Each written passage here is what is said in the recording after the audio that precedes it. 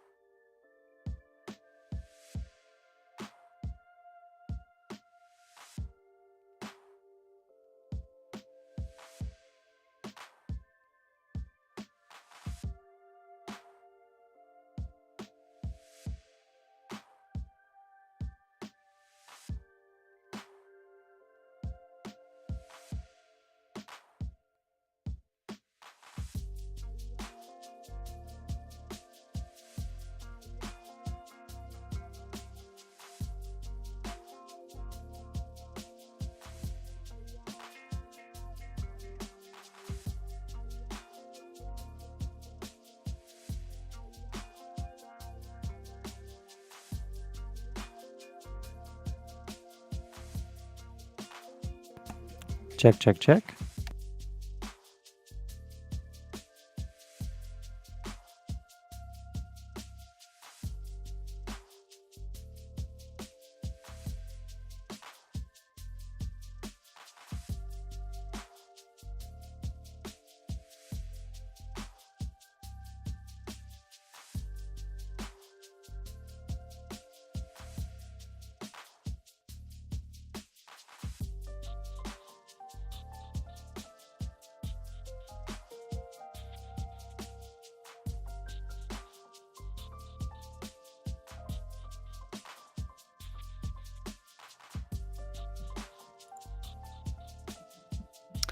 Hey everyone, this is episode number 7. It is December 27th.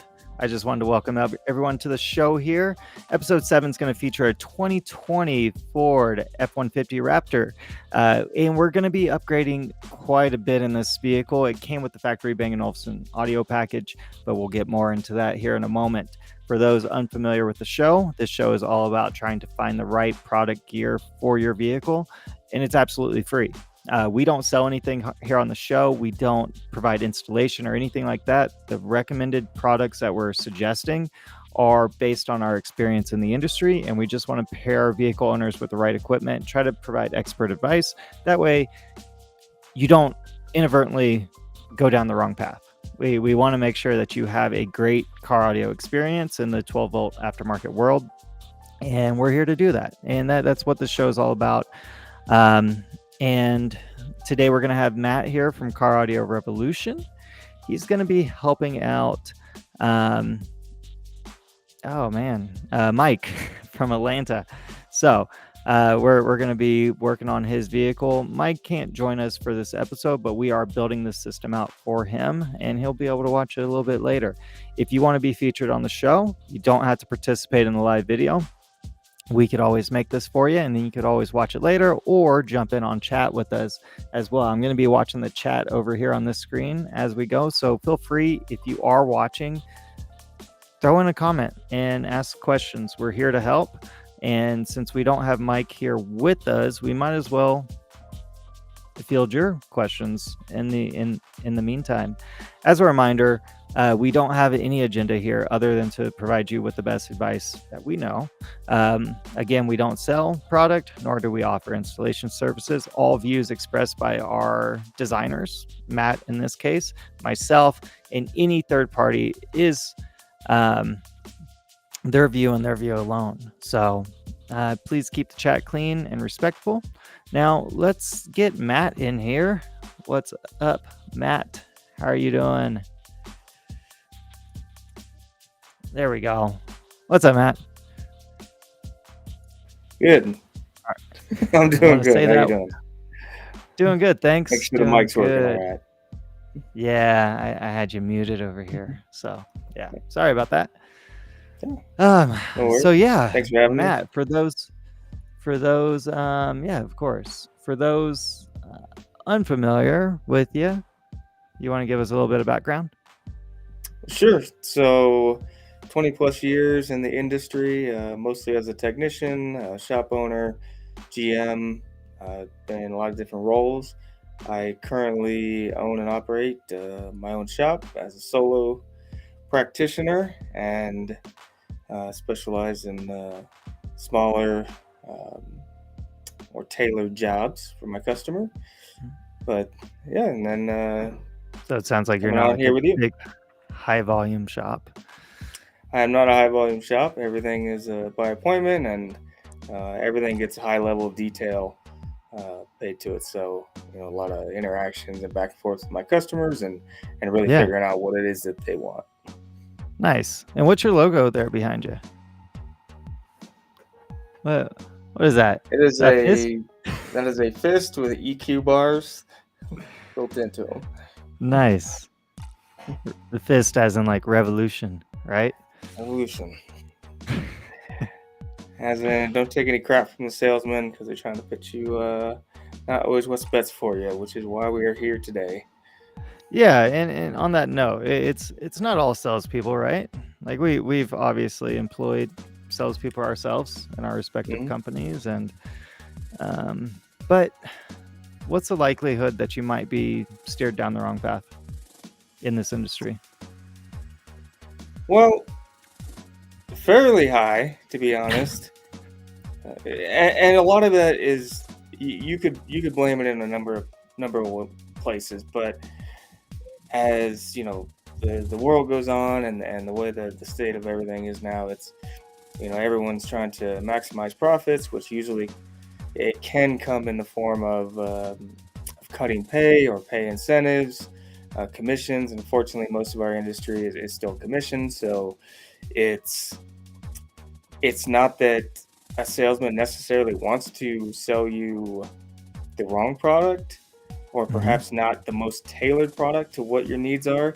It might be a matter of how much it pays, because they have to feed their family, they have to live, and as it goes on, we make less and less, like a lot of industries do. So I'm not going to generalize that. That doesn't mean everybody, but that is what you run into, and it's very difficult for a consumer to know the difference and who's steering you down the right path and who's steering down the wrong one.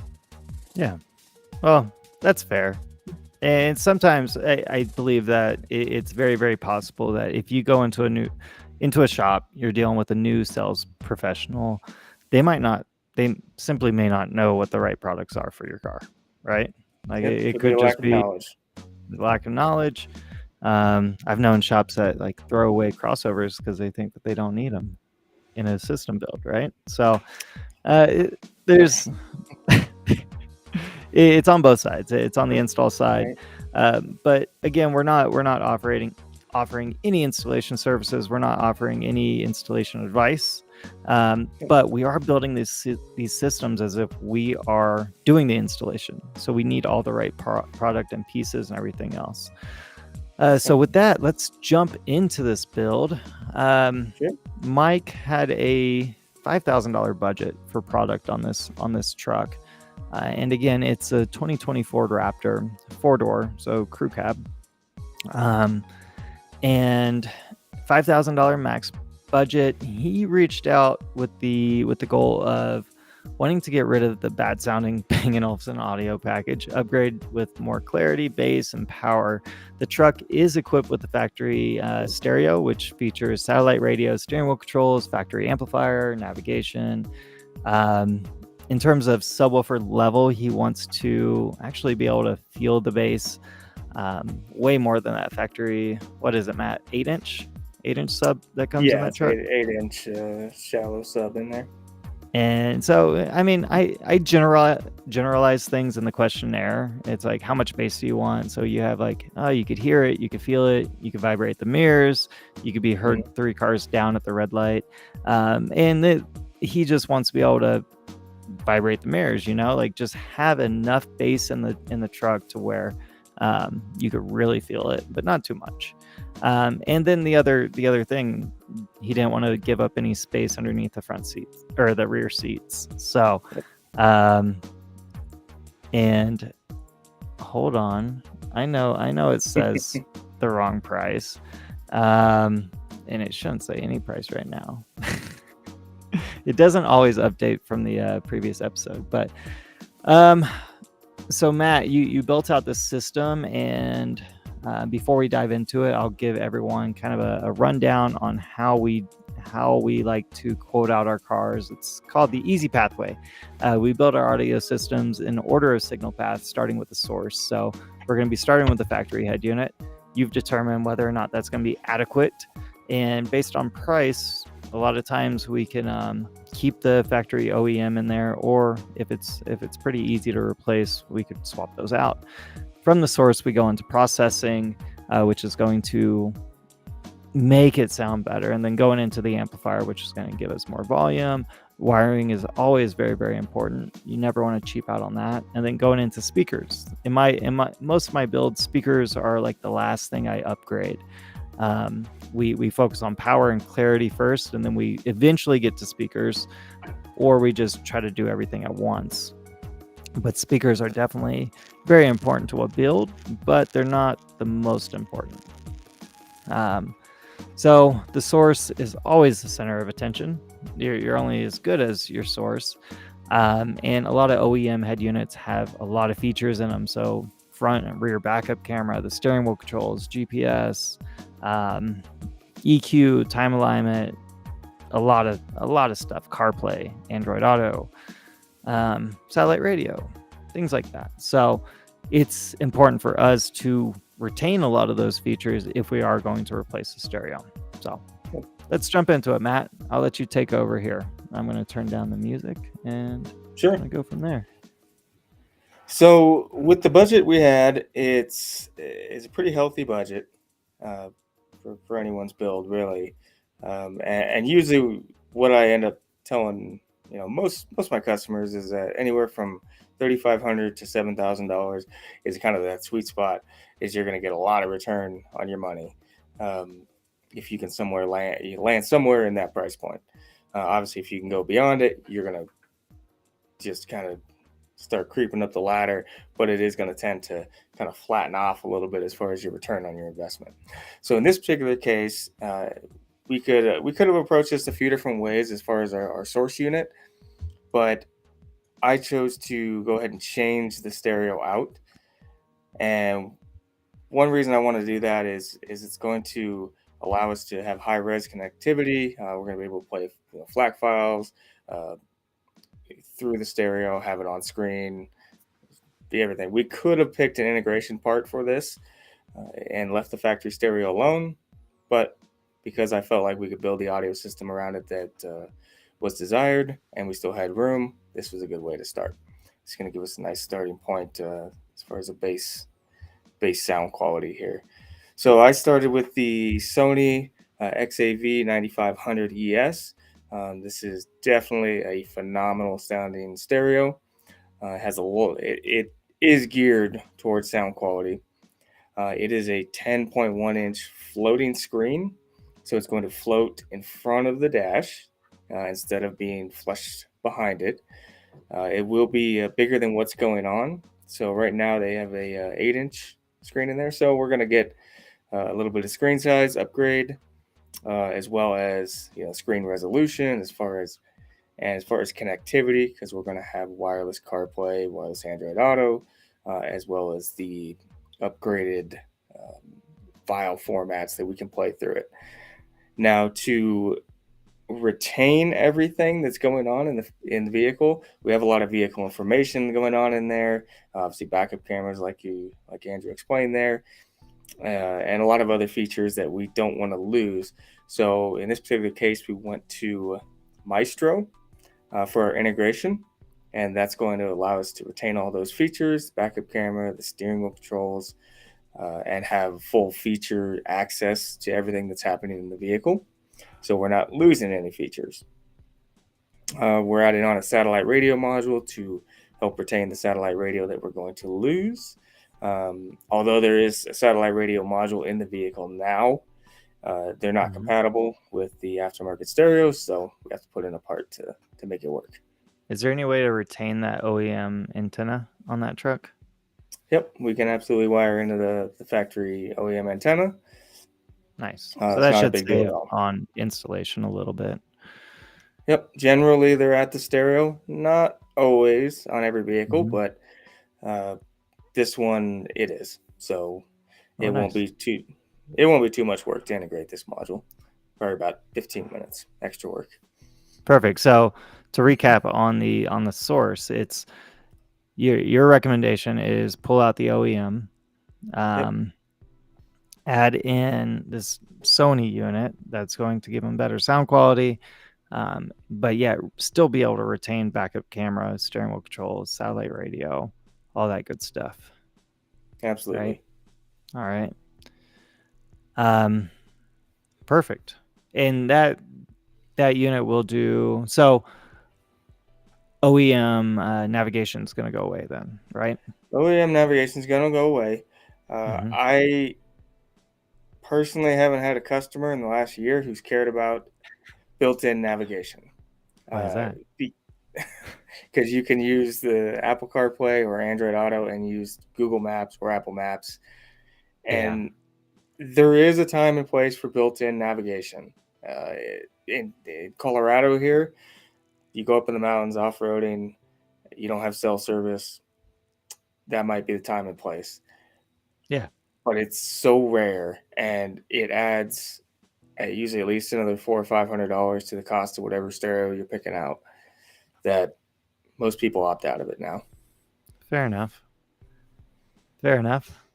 So, and then the USB on the back of this, we don't have it on this build here. We're typically pretty good at adding in like the USB, the flush mount hub.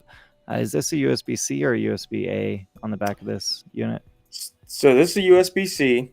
Now, the Maestro kit comes with the USB, multiple USB adapters. So if you look on the back side of this image here, you can see these little rectangular things, and those are the new USB hubs. Now I did leave something off of this build, and that is a USB-A to USB-C adapter. And those are usually $4 or $5. They're super small, aluminum. So it's male A to female, or male C to female A, right? You got it. Yep. Perfect. So and just one of those, or does that have multiple USBs? Just one. Okay, cool. Yep. Typically, the USB hubs have multiples on them. Now, actually, I think this kit, I'd have to dig into it. It might come with an option for a C and an A. Okay. Because I know the Mustang version of this kit does. So that just leaves one of them inoperable unless you put in something to wire it to power, like a 12-volt adapter, and then wire up the other one. So you may not need that little adapter for this one. I'd have to check. But you just use whichever is appropriate, the USB-A option or the USB-C. Perfect. All right. Yeah, and I'm sorry about that. I did not even notice that in the Maestro kit. So that Maestro kit is your dash kit, your USB hub, all the wiring that you need to integrate into the factory cameras, or camera, I guess, in this case, and then the CAN bus wiring, right? Yep, it includes all of that, and it doesn't include the actual Maestro module. And the Mhm. reason they don't do that is because there's technically two modules available. There's a Maestro RR and there's a RR2. And the RR2, you can have three programmable outputs. So to have, if you wanted to use it as a accessory output, like let's say I Nice. wanted to program my steering wheel button, say I wanted to program volume up to Mhm. trigger a light bar, Oh, then that's kind of cool. then I could technically program it and use an output from the Maestro RR2 to a relay and then to my light bar Or like a and train horn, or a train horn. Yep, I hear those are popular. And especially probably in the South in Atlanta. I'm sure yep, Mike can let us know later. Um, but yeah, no, I've actually installed a few of those here in Colorado. So yeah, yeah, and they you'll were know on when you come Raptors. across one. So yeah, I'm typically the driver who gets the horns honked at them. So it's very startling. I don't condone the use of air horns. So Off-road use only. yes, they are very very. I mean, they could they not. Anyways, um, so yeah, so this part of the build we're at 1390, and this is the first time I put a running total on these builds, so that we can kind of see how the build progresses and kind of where we're putting the budget. So this is about 20% of the budget so far, just a bit over, but yeah, this is going to be the number one thing to actually get better sound in there, right? It's where we start. So let's Yep. move on to And, the next. Go ahead.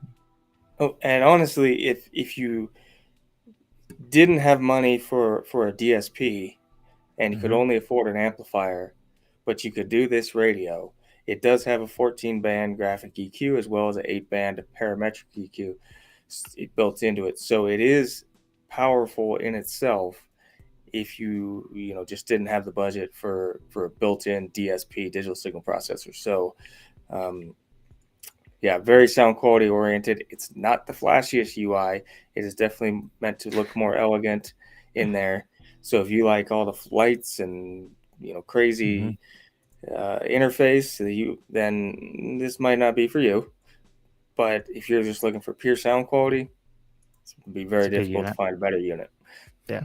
So Sony's kind of known for their sound quality units, their high res Mhm. stuff. So, and I see that little yellow label on the bottom right corner of that unit. So that typically is a little high res label. So yeah, I good think on recommendation that on that one. one, that is the ES logo, so the Elevated Standards logo. Nice. So it is part of their higher line, Does that come with and a better warranty?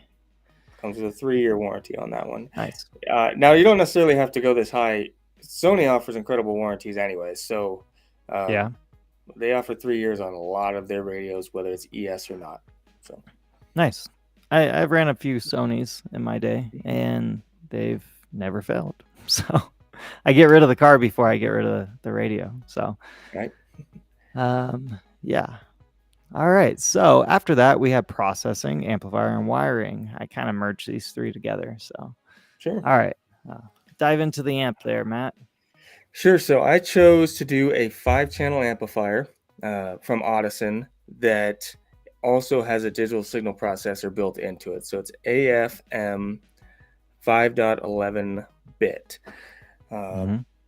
and so this particular amplifier has, like I said, 5 channels. It's 100 watts by 4 ohms, and 600 watts at 2 ohms on the subwoofer output. So we got quite a bit of power if we need it. But it's nice because it's all condensed into one unit, so we don't have multiple processors, we don't have multiple amps, we don't have all this, you know, install wise. This is going to be very streamlined and it's going to keep the cost down. Nice. So, yep. So this is a newer platform for Audison. They've released a lot of variations over the years. and different software programs. But this is part of their new line, and they have a newer crew really helping development on the product and the software side, and have really kind of re-engaged with the industry to get back to the very tip top of the game. So very nice products overall. So as far as So you'd be the using that amp for DSP. So yep, we'd be so looking that at doing like a custom tune in the Raptor. yep, so we would be doing a typically we do a I typically do a multi tune, so usually two tunes at the very least.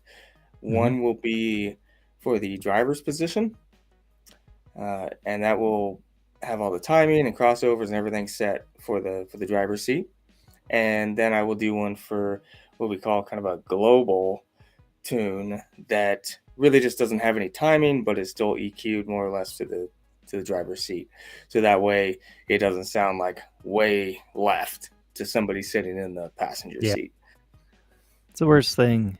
Hopping in the passenger side of my demo vehicle is I get blasted by like the right side. Just it's way too loud because it's all time aligned. Everything levels are adjusted for the driver, so everything sounds balanced from there. But I am blasted on the on my right ear because of that. So it Right.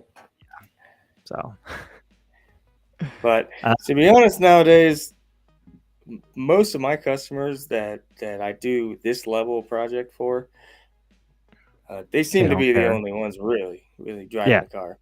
yeah. So they're like, I almost have to talk them into doing a second tune to kind of for at least the front two seats, so Yeah. that it's if the missus or the mister gets in on the passenger side, that Hmm. they don't say you spent how much on this and it sounds like this. Yeah. So yeah, No, you got to hear it from over here, you know? right, There's no other like thing, I guess, that that's so subjective, I guess.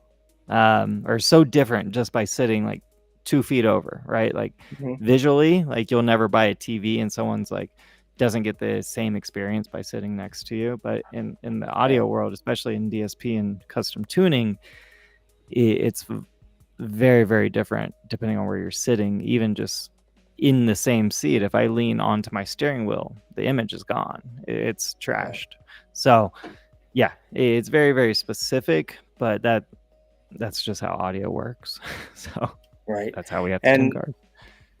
for anyone listening that may not have ever encountered DSP or anything like that, it's just an incredibly powerful tool that really helps overcome Yeah. um, deficiencies in the vehicle at the very basic level, because we don't sit in the middle of the vehicle, but yet our speakers are perfectly set left and right, are symmetrical generally. So this really helps overcome center consoles, steering wheels, anything that's in the way, the most basic level. And then on the more advanced level, we're able to really dial in the tune as far as to what we do generally have target EQ curves, but we can dial it in per your personal preference.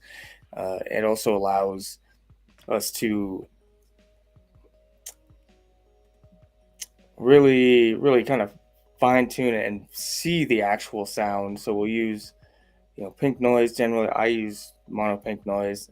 Andrew, you have a much more advanced way of tuning, but I use mono pink noise and RTA and a microphone in whatever position I'm tuning, and it Yeah. allows me to visually see the sound instead of trying to put my ear to it and make adjustments and all this other Yeah. stuff. Nice. So you're giving Mike a lot of power with this amp, essentially, Yep. right? So the DRCAC is how you're going to control that sound, right? Or control the presets that you're setting up. Yeah. So with this controller, which is that blue thing in the center, you can that black and blue thing. You Mm-hmm. can, at the most basic level, it's a direct subwoofer control. So we can turn the subwoofer up and down per whatever song we're listening to. If you find that you're listening to talk radio and you don't want to hear the male voices kind of booming throughout about the truck, you can turn it down. So some people play with this every single song. Some people set it and forget it, but at least you'll have the control. At a more advanced level, it's going to allow you to select multiple tunes. So the tunes I just talked about, because you do have to, that's how you tell it to change the tune. It can also act as a master volume control if you so wish. It can Yeah. change the global EQ options on the back end. So where you, instead of changing EQs in one speaker or a group of speakers, it would allow you to roll through multiples of different kind of fine tuning elements on the back end.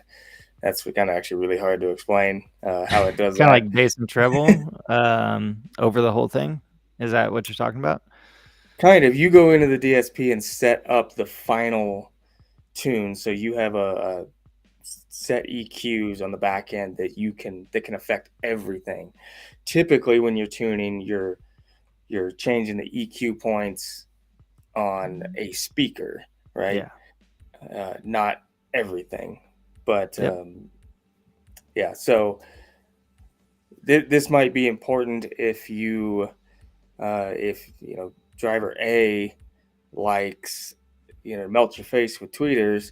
We can keep all the timing, we can keep all the phase issues, the phasing Mhm. roughly the same, but they can select to have their face melted by the tweeters when they get in, and driver B maybe doesn't like that, and they can dial it back down Nice. without very quickly anyways, without going and changing things. So Because because that's the biggest thing with custom tuning is it is 100% subjective. yep.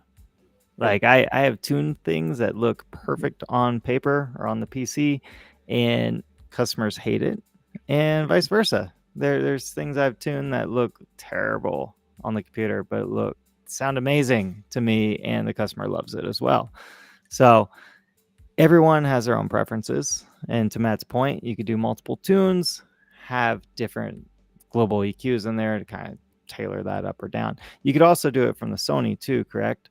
So you can manipulate kind of a global EQ setting through the Sony EQ, Yeah, in this particular case you could.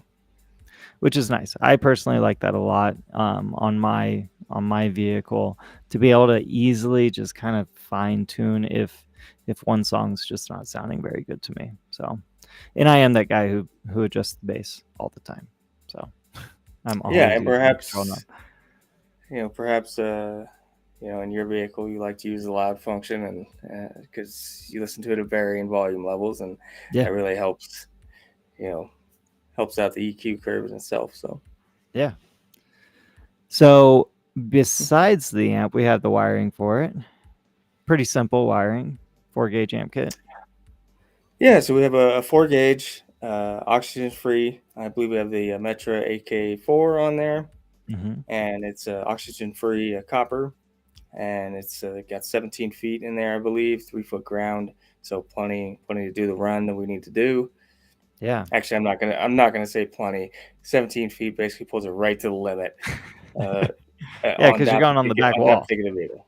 You're going on the back wall on the driver's side, and typically I run along the back side of that wall uh, up the passenger side because the battery is in the kind of the The passenger side. rear hood compartment area. Mm-hmm. Yeah, it's just on the other side of the firewall on the passenger side. So uh, yes, actually, it is a pretty tight run, but I it know the gets there. Ford Raptor engine bay like the back of my hand at this point. So I believe yeah. you.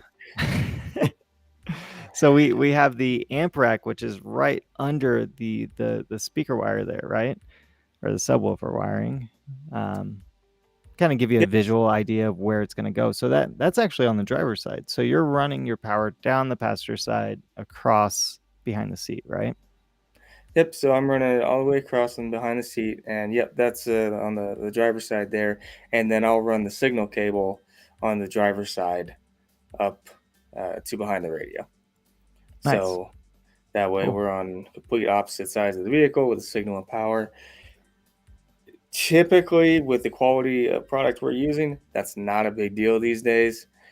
If you are using technology based off 1990s or something like that, or 2000s, you want to be conscious of how you're running your power and your signal cable. Yeah. Usually it's not an issue now with quality products. This is It, an aluminum body truck, though, right? it is an aluminum body truck. Yep. So, in terms of ground, have you ever had a problem grounding in these? I haven't. So there No. is a factory ground point about 2 feet up the rear wall that, if cleaned and properly and used, I've never had any issues. Now, if you're running a very high powered system, Mm-hmm. then yeah, you probably want to run a return ground to the battery. Because what's the power rating on the Audison?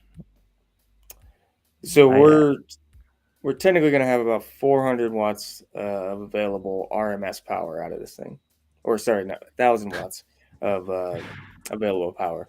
was like four, and RMS. it's a 5 channel, right? It's a five Or channel. Yeah. it's a 5 channel with 1,000 watts. Do you know how that's divvied up? Yep. So 100 by 4 at 4 ohms RMS, Mm-hmm. and 600 by 1 at 2 ohms RMS. 2 ohms. All right. Can you run it at 1 ohm? No, don't do No. that. All right. Cool. Can you bridge any channels on this? Well, I mean, it's Yep. only a 5 channel, but the arc that we featured yesterday could be turned into a 3 channel. Can this one be turned into a 3 channel as well? Sure. You could So bridge. if you just want to do like passive components. Well, we are actually doing this system as a passive setup. Are we? So Okay. Yeah. yeah, we are. But if you just, let's say, wanted a front stage, right, and a Mm-hmm. passive, and you just wanted to juice the power and let it rip, then yes, you can bridge it, run it basically 3 channel mode, and get a ton of power out of channel 1, 2, 3, and 4, which will then be channel 1 and 2 if you bridged it. Nice. Cool. So yeah, perfect. So we have RCAs running from the head unit back. Yep. So in this particular case, we have the Stinger 8000 series RCAs. Mm-hmm. Still had those. And you would run those back with the power wire on the same side. No, I would run them on the driver's side, opposite side. Again, we're not giving car audio like installation advice, but I'm trying to sneak it in there. So Sure. Yes. So, quick hot tip for amateur world, and most people already know this: if your power and your signal cables need to cross, don't run them like this. You want to try to run them, at 90 degrees straight perpendicular. across each other. If you do this and you have low quality equipment, you might wind up with that nice engine noise, that whining sound that goes up and down with the RPMs. Yeah, I like it actually. Yeah, sounds like a turbo. So, sure, it's one way. Gets extra power out of my car for me. So we chose the 8000 series there from Stinger.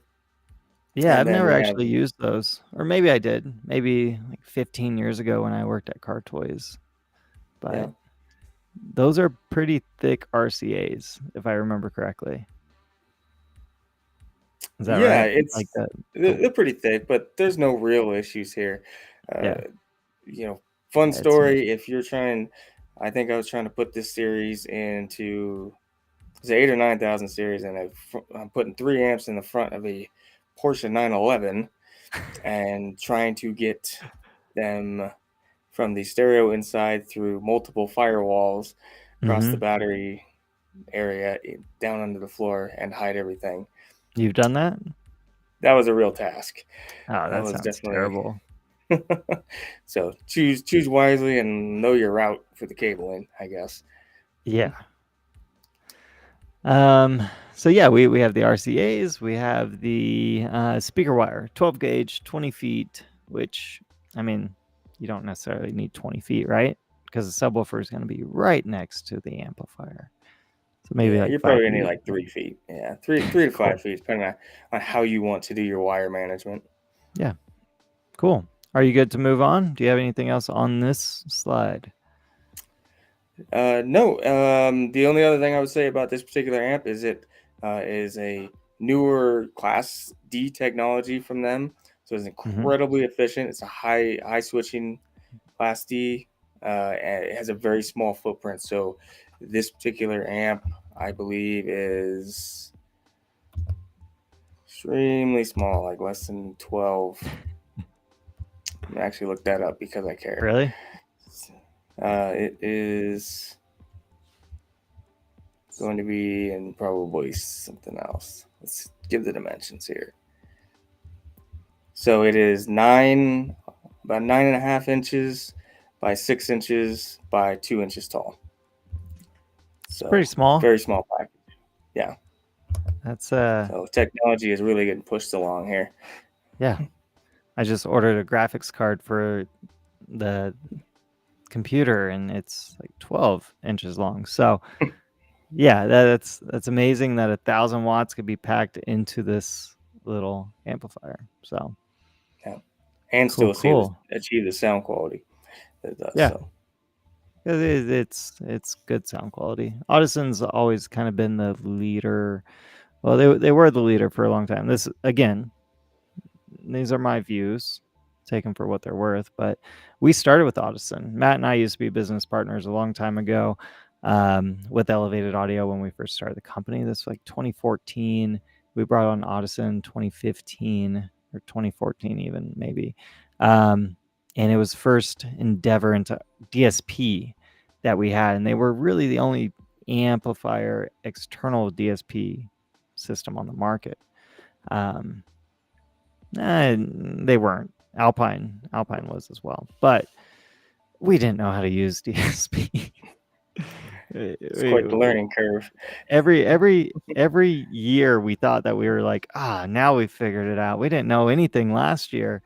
And then a year goes by and we're like, oh my God, we didn't know anything. Because Yeah, every so year that's it's like, oh man, there's such a huge progression. yeah, huge difference. The learning curve is steep.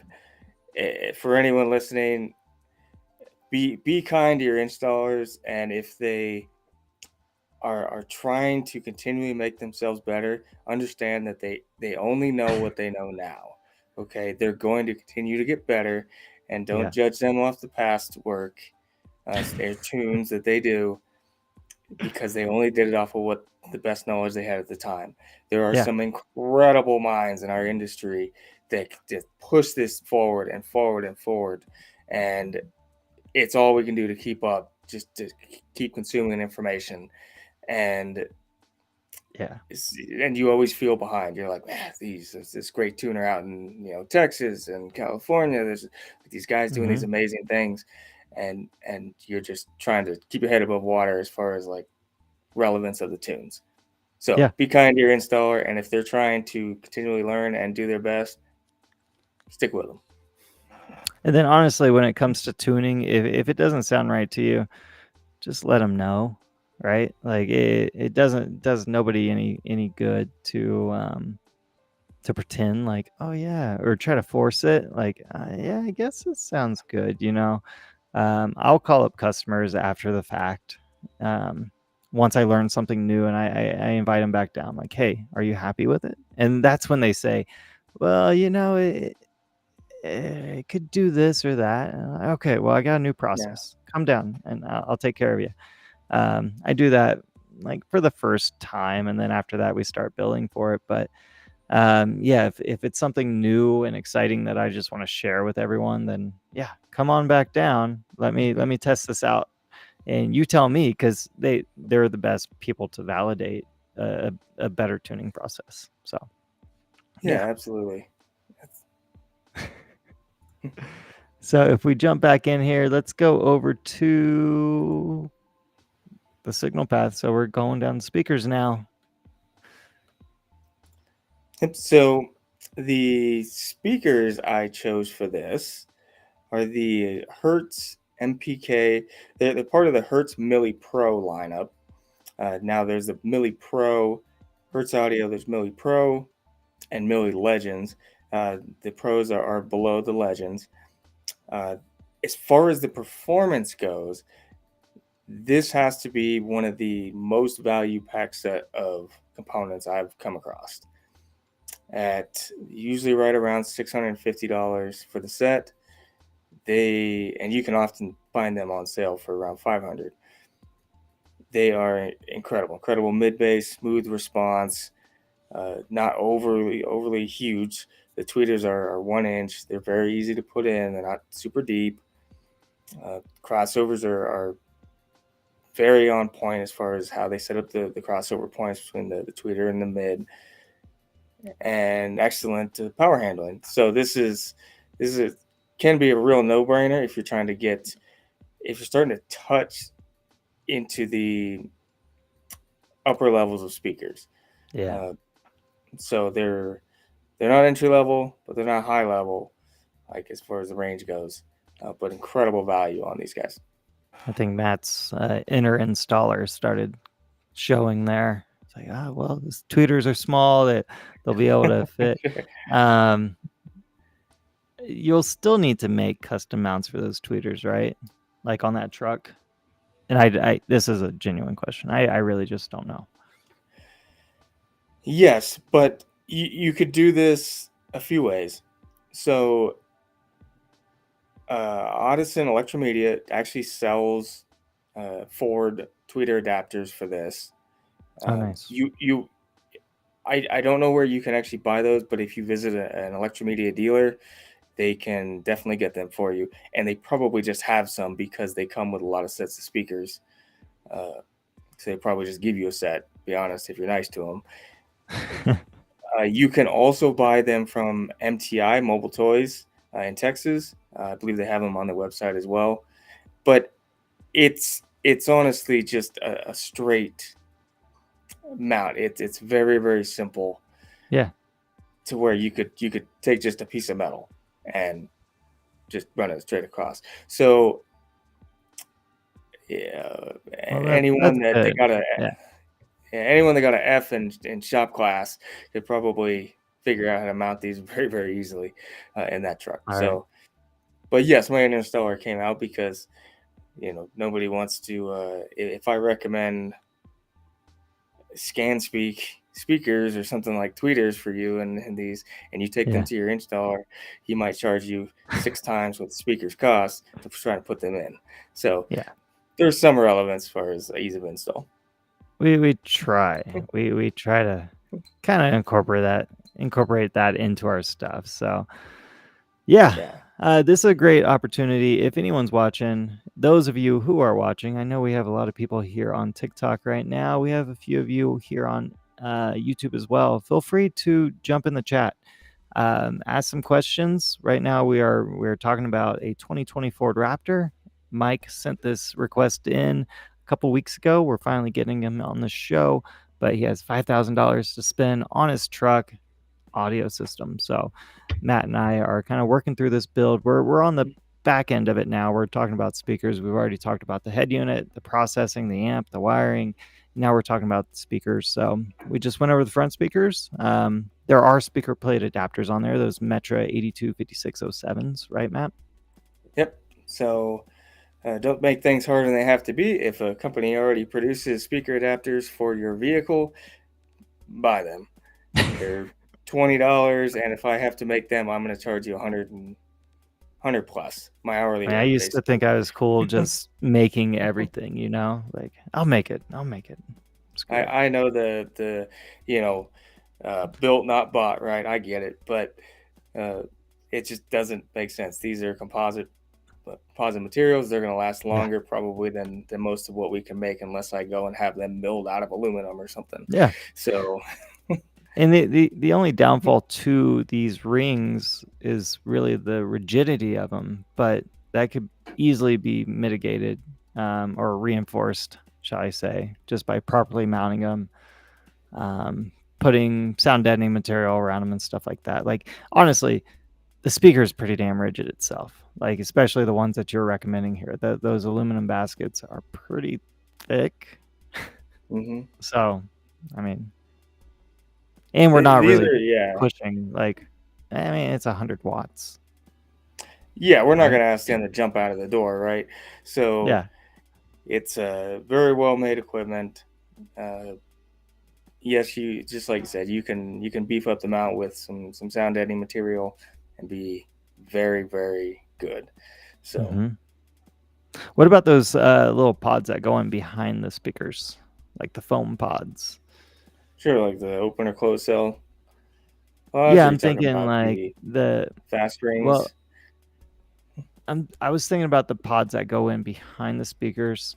Would you recommend these? Do we have any depth issues in this truck on these No, doors? not really. No. Okay, cool. No, So I yeah, we mean could. probably at some point, but it's no issues with this. So Mike, you could definitely get a little bit more punch out of them if you were to kind of reinforce the back end with one of those little pods. I think Install Bay makes them. I'm sure there's other manufacturers out there though that make like a good 6.5 inch speaker baffle. I guess it'd be a baffle.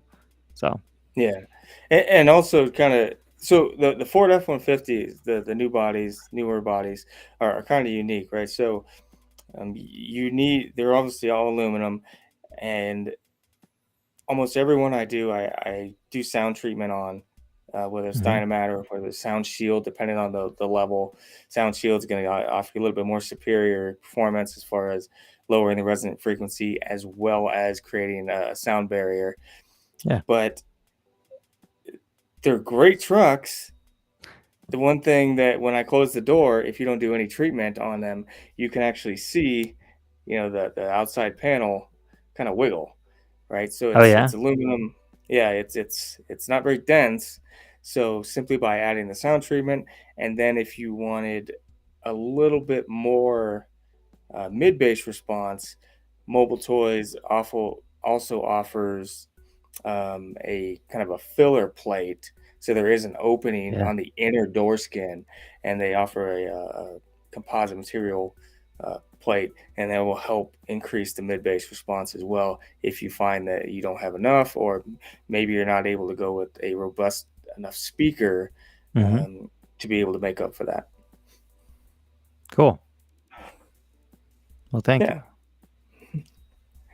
you. So yeah, we have our treble mid range covered, Yep. right?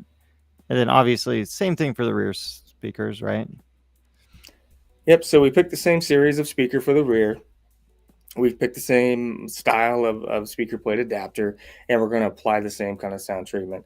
But these are simply coaxial speakers instead of components. So the tweeter is basically built onto the center. Uh, we're really just kind of using these for rear fill, help with volume, and help with any rear passengers that might be back there. Nice. It's not really meant to be heard by the driver with the rear speakers in this truck and how we're going to tune things. Okay. So So yeah, I mean, and Mike, if you so right now we're at $5,021, right? Um, what you just said that they're not really going to be heard too much. Um, is it safe to eliminate the rear speakers if we want to save some money there? yeah, absolutely. If you're you could either simply just focus on the front and wire the uh, factory rear speakers to the new stereo because the new stereo Mhm. will have an amplifier built into it. You could still power them, but they don't need as much power in this and in the tune, the style of tunes we're going to be doing. Yeah, So if you need to find a place to save some money, that would be a good choice. So perfect. Now let's get to the subwoofer. That's what most people care about. all right, So, the fun part about the audio, right? yeah, Who cares about exactly. all the imaging? Does it bump, right? Yeah, yeah. So yeah, so in this particular case, I went. Now, Mike said you cannot have any rear floor. So Yeah. it says, nope, I can't give up any space. Haul whatever, and so you make it fit behind the seat. Mhm. Hey, no problem. MTI, Mobile Toys in Texas, has a solution already pre-built. This is actually kind of a tricky enclosure. Having had a few attempts building this when the trucks first came out, it definitely took a lot of work. They Yeah. have it down pat. Uh, when I Very do these, affordable. yes, extremely affordable for what it is. These used to cost customers 4 or 5 Thousand times bucks. as much. Yeah. So well built. We just order it from them, and it fits a couple different subwoofers, but the primary subwoofer we do for this system is a 10-inch JL Audio TW3 uh, Hmm. D4. They make two versions, but because we're only going to use one, we want a dual 4 ohm so that we can wire it down to 2 ohms, and we can technically get 600 watts out of the subwoofer channel of our amp. We won't need that much, but it's always nice to have that kind of headroom if we need it, so we're not straight cooking our amplifier and asking it to go redline. Yeah. So uh, this box does require the removal or relocation of the jack and jack tools. So be Hmm. aware, it basically sits right where those are. Which I Those don't can know how easily be. useful those are on that truck with any kind of lift on it. So. I've never had a customer complain about it. I typically relocate them to the storage area underneath the rear seat on the driver's side. You can just Hmm. open the jack up; it fits just fine. Kind of wedges itself in there. But just kind of a heads up: if you order that box, you do need to relocate them. Good to know. Yep. Perfect. So that's all of our speakers, right? And we're gonna get a pretty well-rounded sound from this set. Yeah. Hopefully, it's all the components are there. All the magic potion that you can put together Hmm. suggests that this should sound phenomenal when it's done. So Yeah, we've exceeded budget by 21 bucks on the product side. As a reminder, most installations can fall anywhere between 30 and 50% of the entire build. So, with that said, installation could be anywhere between what, 1,500 to 5,000 bucks. Um, so yeah, but we're just doing the product side.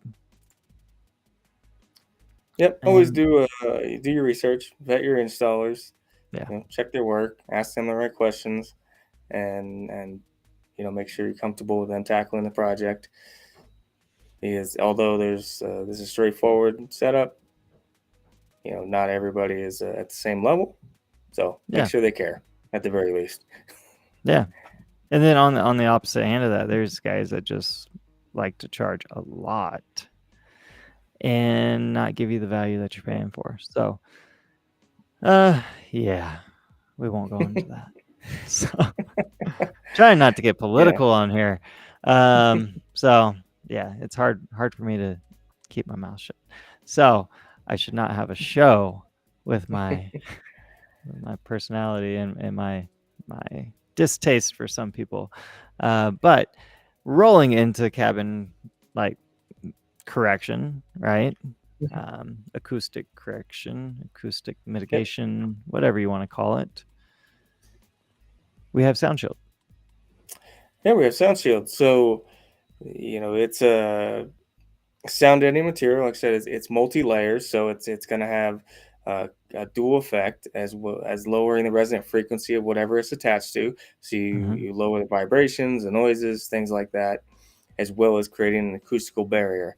That acoustical barrier has a good side effect, and that is that you're lowering the internal noise floor of your vehicle, and that has the perceived effect that your audio system is, well, generally louder than what it actually is. Hmm. So that way we don't have to increase the power, we can just lower the noise floor and give us the perceived effect of more power. Perfect. Yeah. Yeah. So they're using the acoustic foam, the foil and rubber to maximize sound defense and minimize noise spillage. Um, yeah, I'm just reading through kind of their stuff. I've been using Sound Shield for years and years. Used to buy it by the pallet whenever we were rocking and rolling here with the full audio team. But um, but yeah, no, it's good stuff. Yeah, and in all transparency, it is honestly the only sound any material that I use in my shop. So, might be ever so slightly biased towards that, but it is great stuff. So, Yeah, and we try not to be biased. We yeah. try not to just pitch products that we really like, because sometimes there's better value out there. And with that said, we originally had Dynamat on this ticket, but for 12 square feet of Dynamat at $100, this for $20, actually it was $120, right, Matt? So I think so, yeah. yeah, that was two of them. No, it was 160. Sorry, it was 160 for two door kits. This, Yeah. yeah, yeah. So we'd need two of these. So these come these come in 11 square foot rolls, and yeah, so we need two rolls of these for that same coverage as two door kits for the Dynamat, right? So Yeah, exactly. And this, like we said, this provides kind of a dual purpose. But if you don't need that dual purpose and you simply want to lower the resonant frequency and help the rigidity of your speaker, then mhm. there are a lot of good options out there for sound deadening material. But There's a make ton. sure you, what's that? there's, there's a Yes, ton of options out there's there a for ton of sound options. deadening. What I would strongly suggest, though, is do your research before picking whichever brand you want to go with. So if you find something that's $40 for 12 square feet, great. Check with people in Texas how it performs. Because the last thing you want is on a hot day to come out and see this stuff dripping out of the bottom of your door Yeah, because you picked a cheap brand of sound deadening material and it released because it got too hot.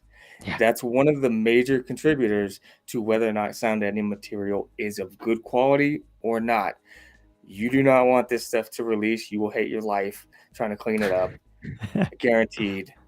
Personal experience. Yeah. Don't cheap No, out on it this stuff. well, once it's on, it's on. Um, and it's really difficult to take off if you get a poor product. So we'll leave Yes. it at that. So we are Like I at said, time. ask people in Texas. Yeah, just ask the guys down at MTI what they recommend on their resto mod builds and everything else. They're probably not doing the cheap stuff that's going to fall apart. So Yeah. So yeah, that is time. That's we're an hour in, Mike. I hope that we've been able to give you a lot of good, valuable information here.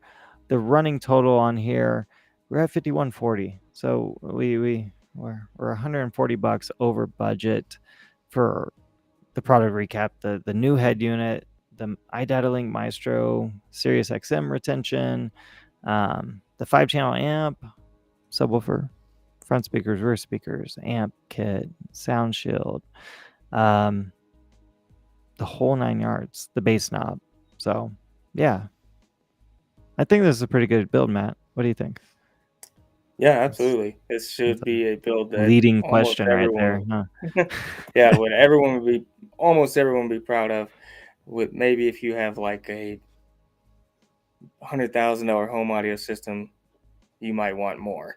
But Yeah. for most of us, including me, this would be something to be very proud of to have in your vehicle. In terms of power and driving with the windows down, like, do you think the system would perform to give you that loudness? And at what point, what's its limitation? Sure. So windows down, cruising 80 on the freeway, even with 37s on a Raptor, Yeah. it's you're not going to have any problems hearing it.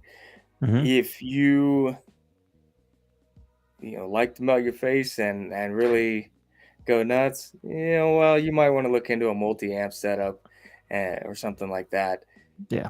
and and perhaps some with higher power handling, specs. But this is going to get plenty loud if you wanted to, for most people. Nice. Yeah, and So loud is subjective, right? So it's tough. very subjective. Typically, yeah. I know it was loud enough when I go home and I'm laying in bed and my ears are still ringing from my drive home from work. That's when I'm like, okay, well, I think my system's loud enough.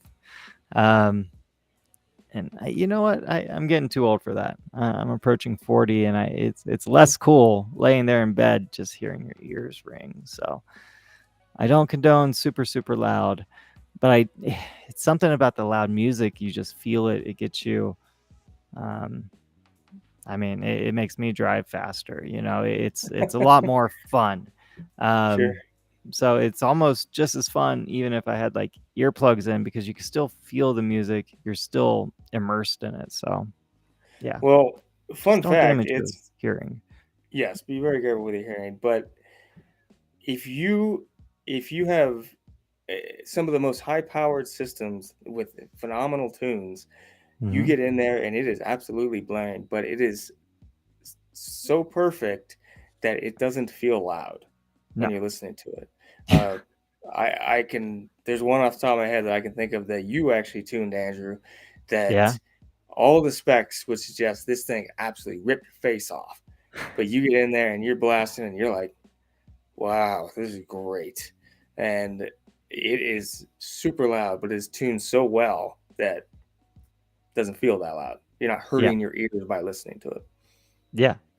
So You're not getting listening fatigue. You are that still hurting your ears, but you're not getting fatigued by it. It's not something that your brain's registering as pain. So yes, that's what happens to me on my drive home. It doesn't feel loud. I still want to turn it up, but then when I get home, my ears are ringing, and I'm like, shit. Why did I do that? Like, and I have to wait a whole right? 24 hours until it kind of dissipates, and then just add a little notch of hearing damage onto my belt. So, yeah. But yeah, like Matt was saying though, with a finely tuned system, you get less of that listening fatigue. You can listen to it longer, louder. It comes with a catch, and that is, hey, sometimes you don't really know when you're really pushing it too much. But it also comes with the other catch of, man, I need more power. I need more loudness, which cost exponentially more. It's like trying to get another Yeah. 100 horsepower in a Porsche. It's like, oh man, how much? Versus a Civic, right? So, Right. And that's why I say that sweet spot tends to be somewhere between, 3,500 to 7,000. If you can somehow find your budget in that range for your build, that is where you're typically getting the most return on your money. Nice. Well, cool. So, Well, we're only $140 over. I'd say that's a win. We could have kept the sound deadening off, but we kind of want that on those aluminum doors. But yeah, no. Thank you, Matt. Let's see here. I think that's the last slide. Questions? I should take that slide out. So yeah, no. Anything else you got? Because we could wrap it up that's now. it. Yeah, appreciate you having me on. Get to Yeah, build no, a system thanks. for Mike, and hopefully this helps point him in the right direction. No, yeah. Hopefully this has been helpful, Mike. And yeah, I think yeah, I like everything that you recommended there, Matt. So thank you. Thank you. All right. We will let you go, Matt. I'll do a little outro and we'll be on our way. So All right. cool. Thanks for having me. Thanks again, Matt from Car Audio Revolution in Denver, Colorado. So thanks again. Let me throw your name on there. There you go. There we go. Cool. All right. We'll see you later, Matt. Thanks again for your help. Andrew. See ya. No problem. All right. So that is the show for tonight. And again, I need to double check all these things before I go live. This has been a episode number 7. It is December 27th, 2023. I would like to thank everyone for tuning in. Another shout out to Anthony. He popped in. It was his birthday today, so What's up? Happy birthday. Thanks for tuning in and giving us all those hearts on TikTok here. So, if you have a vehicle that you're trying to get figured out in terms of an audio project, feel free to click anywhere, whether it's in the description or link in the bio or anything like that. Fill out the questionnaire. We will feature your car on the show with a trusted technician from across the country. More than likely, it should be Matt. But if you're an installer out there or a sales pro who has more than 10 years of experience in the industry, please reach out to me as well. There is an application on the website to be on this show and to help people out find the right product for their cars so that they don't end up going down the wrong road. So, again, thank you all for watching, and have a great night. We'll see you on the next episode. See you later.